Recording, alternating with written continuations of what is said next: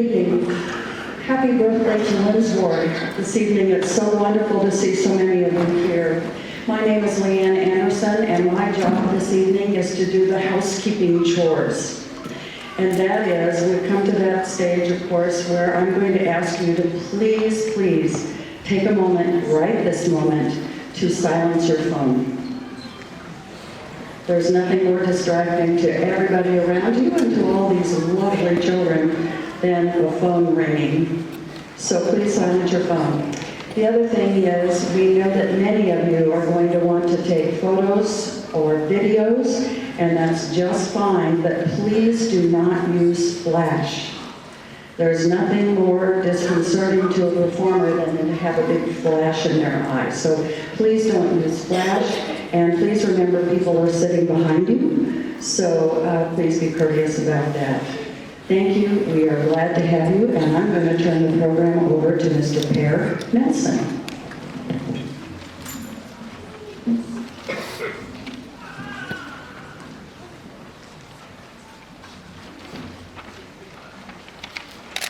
Good evening. Welcome to Cheryl Lindsborg, our legacy in story and song. My name is Per Nelson. I am in the 7th grade at Smoky Valley Middle School. My name is Tatum Reed. I am in the 6th grade at Smoky Valley Middle School. Tonight, February 20th, 2019, marks the 150th anniversary of the naming of Lindsborg, which occurred on this date in 1869.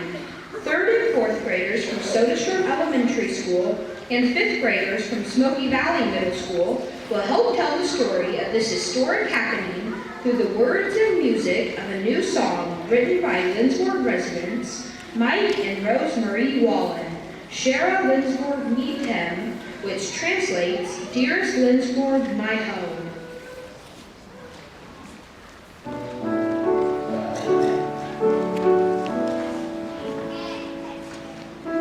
In search of freedom for their faith came pioneers of old, and seeking opportunity, they made wild prairies home to make a life below the hills, in the valley on the plain. Sheriff Lindsborg meet him.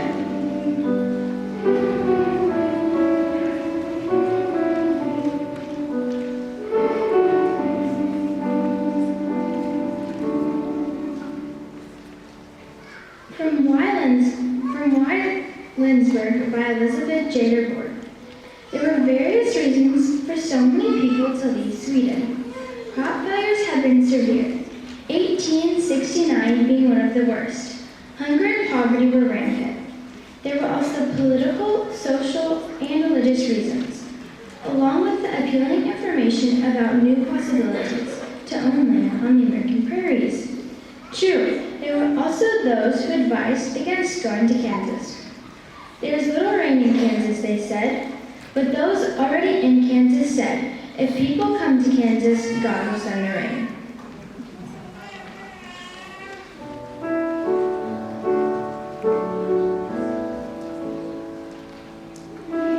Dear motherland, they loved her still, and brought fond heritage, the fika hour, the dancing child, and songs 100-fold. Those immigrants did till the earth and grow the best of grains, and cattle fattened by their toil would one day feed the world.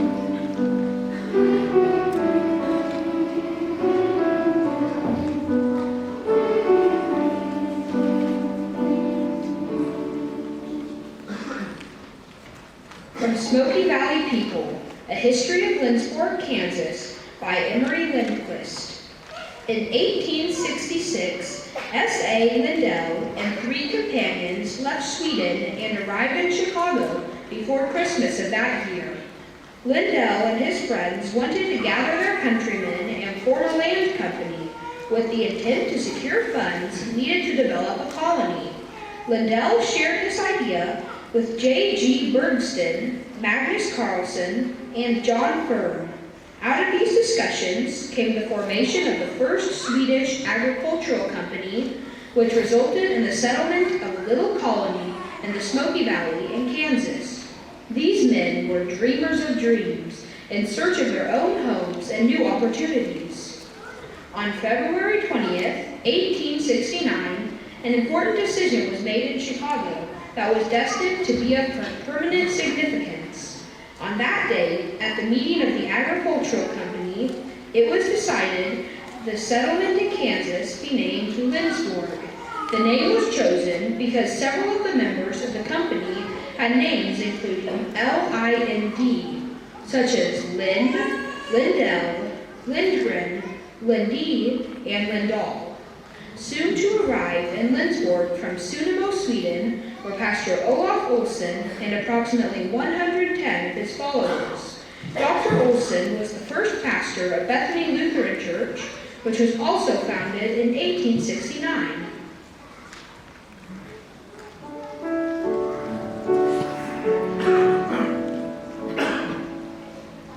They planted too the love of art, of knowledge, and of song, and danced on cobbled streets again to celebrate their hope, to make a life below the hills, in the valley on the plain, Shara Lindsborg meet heaven.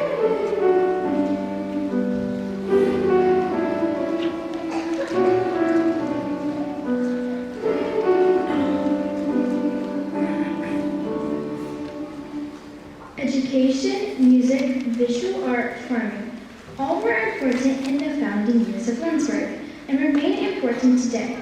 When Dr. Olsen was called to another church, he persuaded young Dr. Carl Aaron Swenson to be the next pastor of Bethany Lutheran Church. Swenson would become the founder of Bethany College, the first classes being held in the sacristy of Bethany Church, and along with his wife Alma, would bring Handel's Messiah to this small Swedish community. Birger Zane would come from Sweden to join other faculty members in the Bethany College Art Department.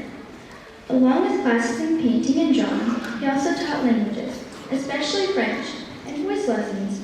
The influence of these early leaders is strongly felt today. Lindsborg's first honoring festival was held in 1941 as a way to honor the first settlers and educators in the community. Since that time, the town's residents have donned Swedish costumes, and school children have learned to perform traditional Swedish dances on Lindsborg's brick streets. An old hymn, Trygga Rekan Ingen Vara, Children of the Heavenly Father, has been sung by literally thousands of school children for Lindsborg's royalty.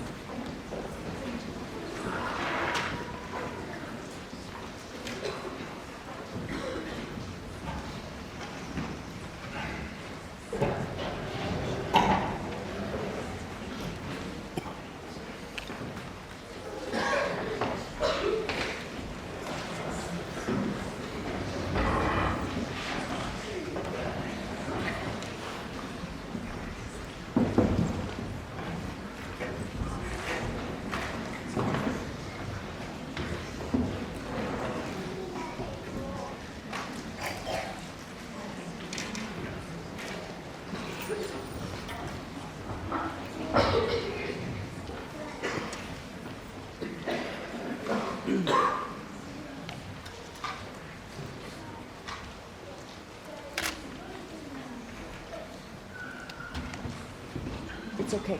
Go ahead.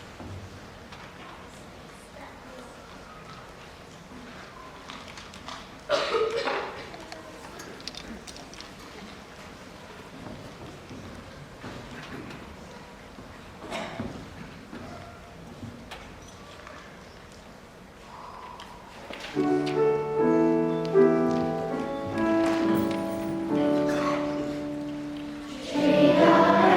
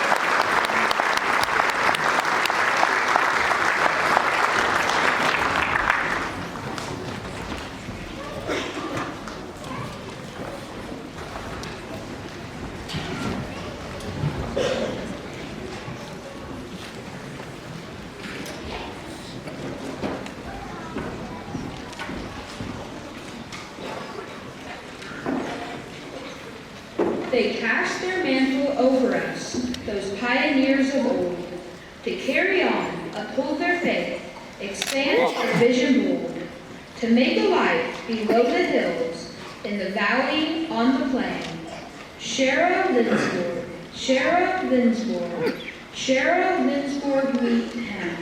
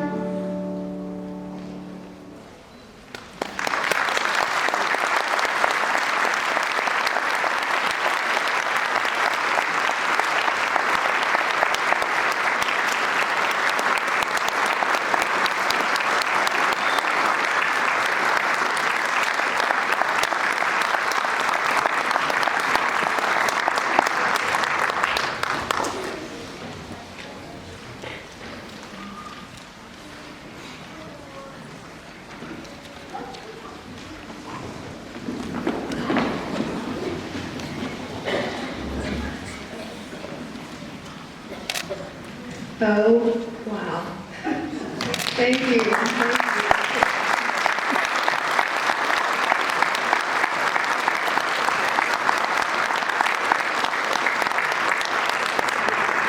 Thank you. We appreciate all the work you've done, all the practice that you've done. It has been so special. And I am not exaggerating when I say you brought a tear to my eye, more than one tear actually. So thank you very much. We appreciate it. We want to thank all of you for coming tonight. We have been so excited getting ready for this program, and it's even better than we had imagined it. So we welcome you. We want to thank you for coming. Just a few words. We have quite a few events planned for the rest of this year, so follow us on Facebook, follow our website, and you can get updates that way. We have a table out in the foyer, and you can look at some things, including the wild dollar named Legacy, painted by artist Carla Wilson. We also have, I'm not going to be ashamed to say, we have a donation box out there because these things are not free to us. We have gotten a few grants, and the city is helping us with this also, but we have a large fireworks show planned, a big barbecue planned for the 4th of July weekend, and so we wouldn't mind your help if you feel so inclined. We want to thank some people that helped with our reception tonight that follows this program. We had cakes donated by all the churches, by the hospital, by Scott's, by Bethany College, and if you notice as you go through the cake line, the Bethany College did the centerpiece cake. It is beautiful.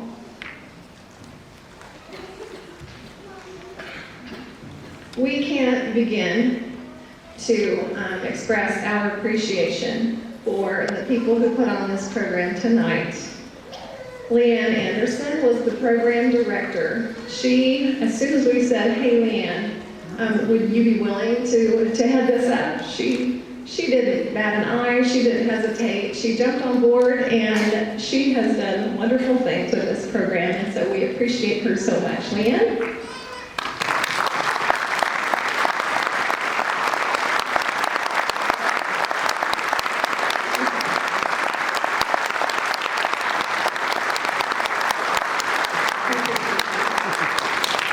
Lori Nelson, who directed the 3rd and 4th grades. We appreciate all the time that you've invested in these kids. All the time.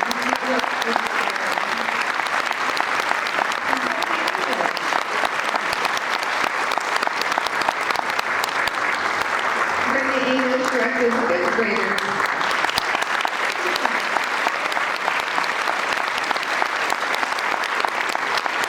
We do not want to overlook our accompanist, Karen Ebling. Thank you, Karen.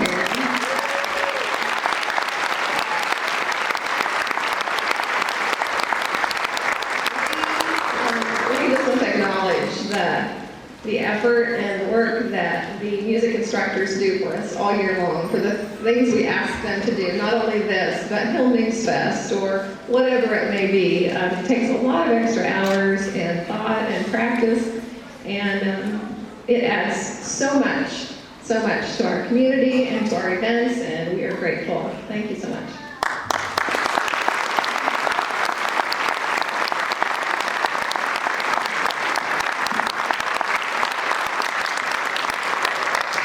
Well, it's my pleasure this evening to talk just for a couple of moments about the composer and the lyricist of Shara Lindsborg. Met him. Meet him. Right? Meet him. Okay. When the committee knew that it would be important to reflect over the last 150 years in different forms of art as one expression and celebration of what we do here in Lindsborg, but we couldn't quite come to terms on how we were going to sing about it. I grew up in Lindsborg schools. I was fortunate to have been exposed to the music I was, because I didn't come from a musical family, and had it not been for the school system, I know that I wouldn't own the passion and the interest and the dedication to the music and the appreciation that comes along with the work that these children and their instructors have done. Art is such an important part of this community. It's important that we continue to support. But I digress a bit, but not much, because what was created for us is a real work of art. And we hope in the years to come that it is sung at Hillman's Fest and at Midsummers and at school programs and at church programs. This is not a song whose notes and words should be put away and not heard again. So as you start humming this song, just ask somebody where I can get my hands on that music, and we'll make sure that you have it as a part of a performance wherever you're at. But at any rate, one day, Susan and I had met with Leanne a couple of times. How could we have a sesquicentennial song? And we were just never able to come to terms as a committee how to do it. Was it going to be a contest? Were we going to pick a scripture or a poem that had already been written? It just got too complicated. And one hot summer day, Leanne said, we've got to go see Mike and Rosemary Wallen, because they've written a song for the sesquicentennial. And we were thrilled. Couldn't wait to get there. I really didn't have any expectations. I've known Mike and Rosemary both as musicians. I've known them from church. I know Rosemary as an artist. I've known them as being involved in this community. But we made our way over to their beautiful home, and Mike sat down at the piano in what I'm going to call their music parlor, and Leanne sang this song. And it's fair to say that we just had chills. It's like, oh my gosh, Susan, we couldn't have ordered up anything better than what they've done. And they told us it was their gift to Lindsborg. So this beautifully written, this beautiful composition comes to us at no charge. So what we are charged with doing is making sure that recognition goes where recognition is due. And whether they are hesitant to do so or not, we're going to ask Mike and Rosemary to come up and be recognized by this audience.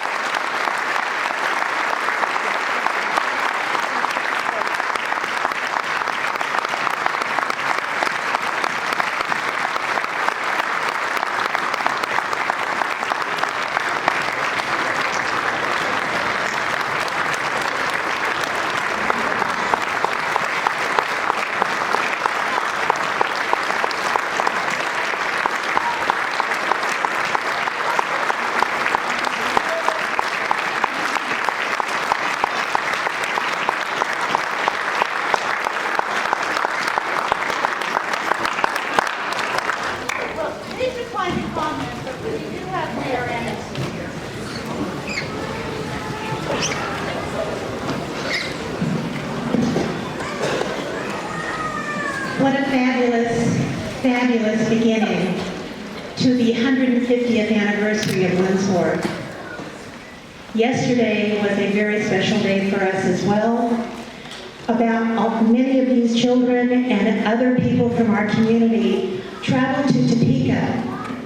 There was a proclamation read honoring Lindsborg on our 150th anniversary on the Senate floor and the House floor.